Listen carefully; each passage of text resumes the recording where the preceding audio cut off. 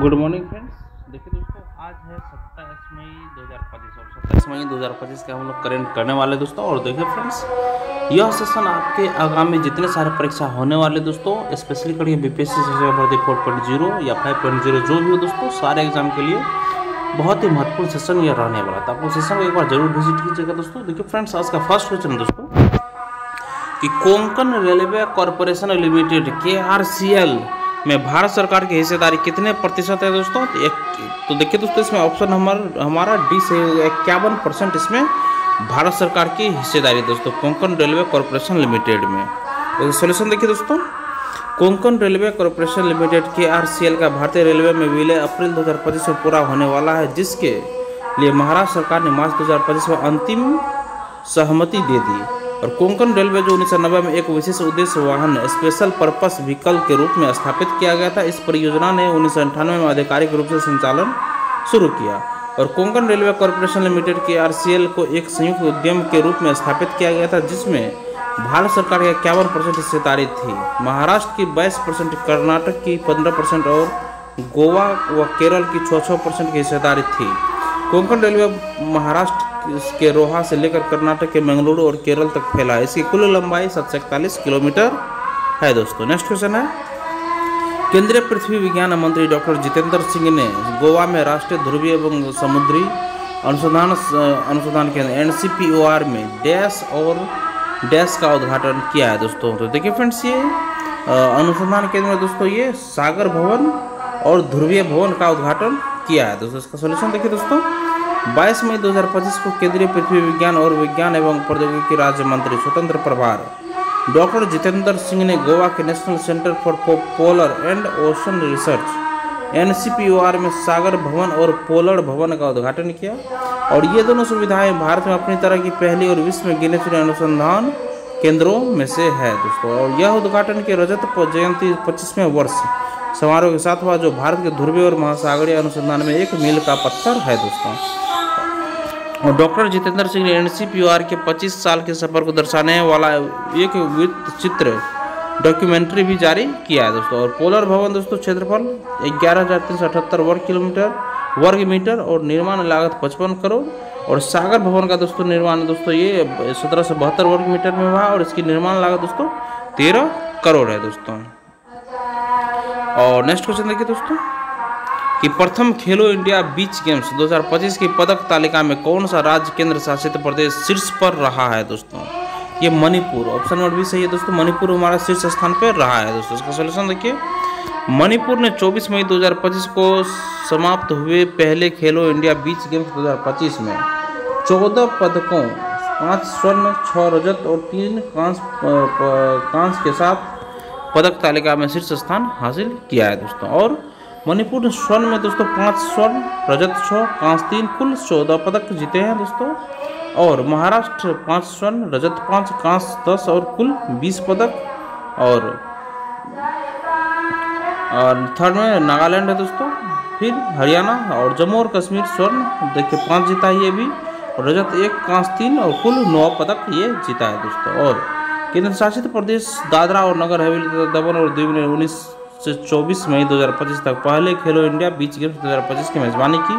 और शुभंकर दोस्तों इसका पर्ल था। और यह एक डॉल्फिन है जो नागोआ बीच पर नियमित रूप से पाई जाती है। खेलो इंडिया बीच गेम्स के अंत में 5 राज्य केंद्र शासित प्रदेश मणिपुर, नागालैंड, हरियाणा, महाराष्ट्र और जम्मू कश्मीर 5-5 स्वर्ण पदकों के साथ बराबरी पर रहे हैं दोस्तों। नेक्स्ट क्वेश्चन देखिए, तपन कुमार डेगा का कार्यकाल अब कब तक बढ़ाया गया? तपन कुमार डेगा का कार्यकाल ये जून 2026 तक बढ़ाया गया। जून, ऑप्शन नंबर डी सही सोल्यूशन इसका। तपन कुमार डेगा एक वरिष्ठ भारतीय पुलिस सेवा IPS अधिकारी है, जो वर्तमान में भारत के खुफिया ब्यूरो इंटेलिजेंस ब्यूरो IB के निदेशक के रूप में कार्यरत है। तपन कुमार डेगा को जून 2022 में 2 साल के लिए IB निदेशक नियुक्त किया गया था और इसके बाद उनके कार्यकाल को 2 बार 1 साल के लिए बढ़ाया गया है। पहला विस्तार जून 2024 में और दूसरा विस्तार मई 2025 में मिला, जिसके तहत वे अब जून 2026 तक IB निदेशक के पद पर रहेंगे। और यह विस्तार कैबिनेट की नियुक्ति समिति द्वारा मंजूर किया गया, जिसकी अध्यक्षता प्रधानमंत्री नरेंद्र मोदी करते हैं। नेक्स्ट क्वेश्चन देखिए, IMF के आंकड़ों के अनुसार भारत किस देश को पछाड़कर दुनिया की चौथी सबसे बड़ी अर्थव्यवस्था बन गया है? ऑप्शन नंबर डी देखिए, जापान। सॉल्यूशन इसका, भारत दुनिया की चौथी सबसे बड़ी अर्थव्यवस्था बन गया है। आईएमएफ के आंकड़ों के अनुसार भारत जापान को पीछे छोड़कर दुनिया की चौथी सबसे बड़ी अर्थव्यवस्था बन गया है। नीति आयोग के सीईओ वीवीआर सुब्रमण्यम ने अभी नीति आयोग का सीईओ वीवीआर सुब्रमण्यम जी ने आधिकारिक आंकड़ों का हवाला देते हुए यह घोषणा की। वर्तमान में केवल संयुक्त राज्य अमेरिका, चीन और जर्मनी ही भारत से आगे हैं। नेक्स्ट क्वेश्चन है कि भारत का 37वां टेस्ट कप्तान किसे नियुक्त किया गया है? तो ऑप्शन नंबर सी सही होगा, शुभमन गिल को नियुक्त किया है, शुभमन गिल को। सॉल्यूशन इसका है, शुभमन गिल को भारत का नया टेस्ट कप्तान नियुक्त किया गया और दाएं हाथ के बल्लेबाज शुभमन गिल को इंग्लैंड टेस्ट सीरीज के लिए भारत का 37वां टेस्ट कप्तान नियुक्त किया गया है। और 24 मई को मुख्य चयनकर्ता अजित अगरकर ने रणनीतिक बदलावों पर प्रकाश डालते हुए टीम की घोषणा की और 5 मैचों की टेस्ट सीरीज इंग्लैंड में होगी और 20 जून से शुरू होगी। विकेटकीपर बल्लेबाज ऋषभ पंत को इस टेस्ट सीरीज के लिए उप कप्तान चुना गया है और रोहित शर्मा द्वारा इस महीने की शुरुआत में टेस्ट प्रारूप से संन्यास लेने की घोषणा के बाद गिल को नेतृत्व की जिम्मेदारी दी गई है। नेक्स्ट क्वेश्चन देखिए फ्रेंड्स, सरकार ने वित्तीय वर्ष 2024-25 के लिए कर्मचारी भविष्य निधि बचत पर कितनी ब्याज दर को मंजूरी दी है? तो ये ऑप्शन नंबर ए सही होगा, 8.25% ब्याज को मंजूरी दी है। इसका सॉल्यूशन देखिए, सरकार ने वित्तीय वर्ष 2024-25 के लिए कर्मचारी भविष्य निधि बचत पर 8.25% ब्याज दर को मंजूरी दी है और इस निर्णय से भारत में 7 करोड़ से अधिक वेतनभोगी व्यक्ति प्रभावित होंगे। और यह दर पहले कर्मचारी भविष्य निधि संगठन के केंद्रीय न्यासी बोर्ड द्वारा प्रस्तावित की गई थी और यह वर्ष 2023-24 के लिए ब्याज दर के समान ही रहेगी। वर्ष 2022-23 में कर्मचारी भविष्य निधि की ब्याज दर थोड़ा कम होकर 8.15 हो गई और कर्मचारी भविष्य निधि संगठन ने 6 मार्च 2025 तक रिकॉर्ड 2.16 करोड़ स्वचालित दावों का निपटान किया और यह 2023-24 में संसाधित 89.52 लाख ऑटो दावों की तुलना में एक बड़ी वृद्धि है।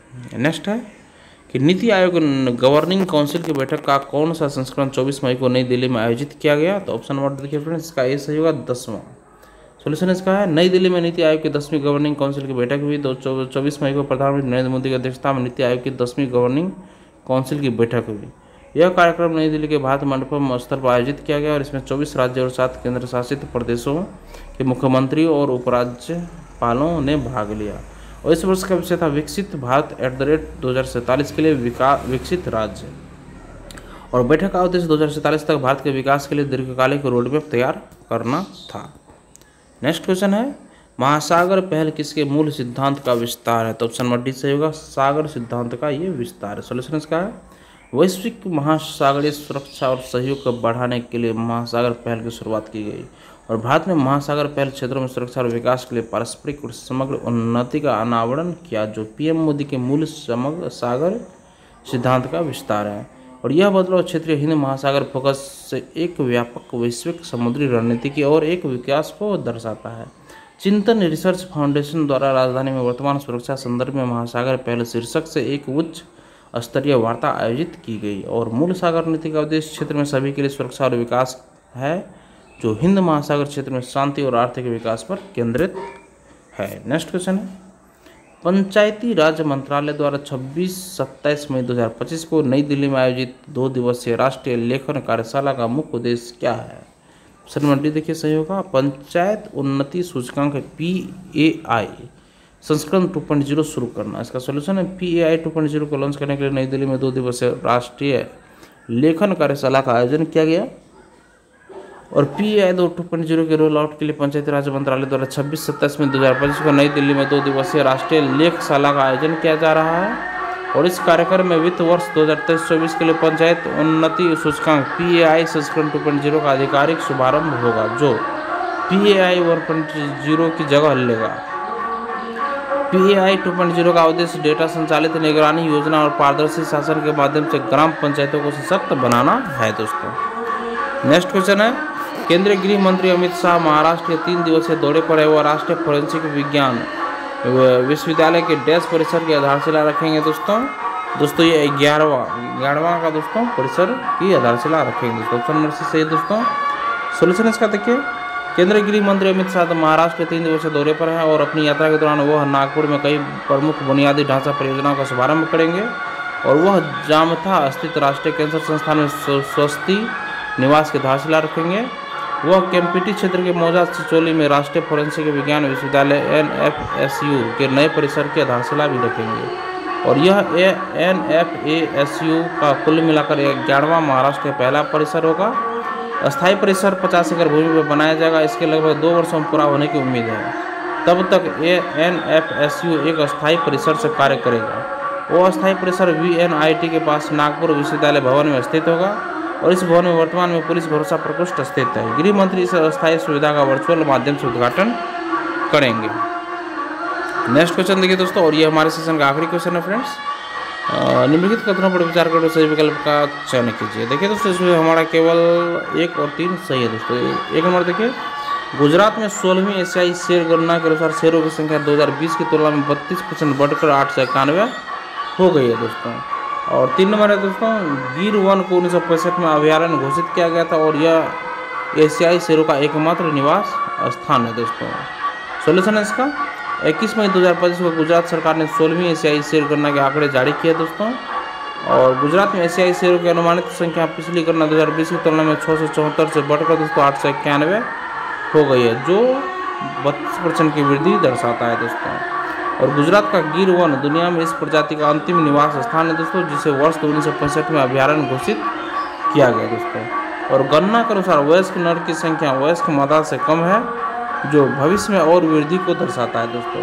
और गुजरात के राज्य वन गिर विभाग द्वारा प्रत्येक 5 वर्ष में एशियाई शेरों की गणना की जाती है दोस्तों। और हालिया गणना 10 से 13 मई तक 2 चरणों में आयोजित की गई, जिसमें सौराष्ट्र क्षेत्र के 11 जिलों के 35,000 वर्ग किलोमीटर क्षेत्र को कवर किया गया है दोस्तों।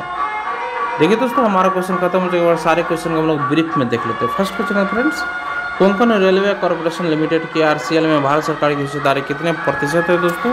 तो 51% है फ्रेंड्स। नेक्स्ट है, केंद्रीय पृथ्वी विज्ञान मंत्री डॉक्टर जितेंद्र सिंह ने गोवा में राष्ट्रीय ध्रुवीय एवं समुद्री अनुसंधान केंद्र NCPOR में डैश और डैश का उद्घाटन किया दोस्तों। तो सागर भवन और गोलर भवन का उद्घाटन किया दोस्तों। नेक्स्ट है फ्रेंड्स, प्रथम खेलो इंडिया बीच गेम्स 2025 के पदक तालिका में कौन सा राज्य केंद्र शासित प्रदेश शीर्ष पर रहा है दोस्तों? तो मणिपुर इसमें शीर्ष पर रहा है दोस्तों। नेक्स्ट है, तपन कुमार टेका का कार्यकाल अब कब तक बढ़ाया गया दोस्तों? तो जून 2026 तक के लिए इसे बढ़ा दिया गया दोस्तों। नेक्स्ट है, IMF के आंकड़ों के अनुसार भारत किस देश को पछाड़ कर दुनिया की चौथी सबसे बड़ी अर्थव्यवस्था बन गया दोस्तों? तो जर्मनी को पछाड़ कर बन गया है। नेक्स्ट है, भारत का 37वां टेस्ट कप्तान किसे नियुक्त किया गया दोस्तों? तो शुभमन गिल को नियुक्त किया गया फ्रेंड्स। नेक्स्ट है, सरकार ने वित्तीय वर्ष 2024-25 के लिए कर्मचारी भविष्य निधि बचत पर कितनी ब्याज दर को मंजूरी दी है दोस्तों? तो 8.25% ब्याज दर की मंजूरी दी है। नेक्स्ट है, नीति आयोग गवर्निंग काउंसिल की बैठक का कौन सा संस्करण 24 मई को नई दिल्ली में आयोजित किया गया दोस्तों? तो 10वां बैठक ये आयोजित किया गया। नेक्स्ट है, महासागर पहल किसके मूल सिद्धांत का विस्तार है दोस्तों? तो सागर सिद्धांत का विस्तार है। नेक्स्ट है, पंचायती राज मंत्रालय द्वारा 26-27 मई 2025 को नई दिल्ली में आयोजित 2 दिवसीय राष्ट्रीय लेखन कार्यशाला का मुख्य उद्देश्य क्या है दोस्तों? तो पंचायत उन्नति सूचकांक PAI संस्करण 2.0 शुरू करना। नेक्स्ट दोस्तों, केंद्रीय गृह मंत्री अमित शाह महाराष्ट्र के 3 दिवसीय दौरे पर वो राष्ट्रीय फोरेंसिक विज्ञान विश्वविद्यालय के डैश परिसर की आधारशिला रखेंगे दोस्तों। तो 11वां परिसर की आधारशिला रखेंगे दोस्तों। नेक्स्ट दोस्तों, 16वीं एशियाई शेर गणना 2025 के अनुसार गुजरात में शेरों की अनुमानित संख्या कितनी है दोस्तों? तो टोटल 891 है दोस्तों। नेक्स्ट क्वेश्चन है फ्रेंड्स, और देखिए दोस्तों, ये हमारा आखिरी क्वेश्चन था दोस्तों। इसी के साथ हमारा सेशन यहीं पे खत्म होता है फ्रेंड्स। सेशन अगर आप लोगों को पसंद आए फ्रेंड्स तो सेशन को 1 लाइक जरूर कर दीजिएगा और किसी एक ग्रुप में इस वीडियो को जरूर शेयर कर देगा दोस्तों। चैनल को सब्सक्राइब कर लीजिए फ्रेंड्स, और लेटेस्ट इन्फॉर्मेशन पाने के लिए बेल आइकन के बटन को आप लोग जरूर दबा लीजिएगा। धन्यवाद दोस्तों, आपका दिन शुभ हो।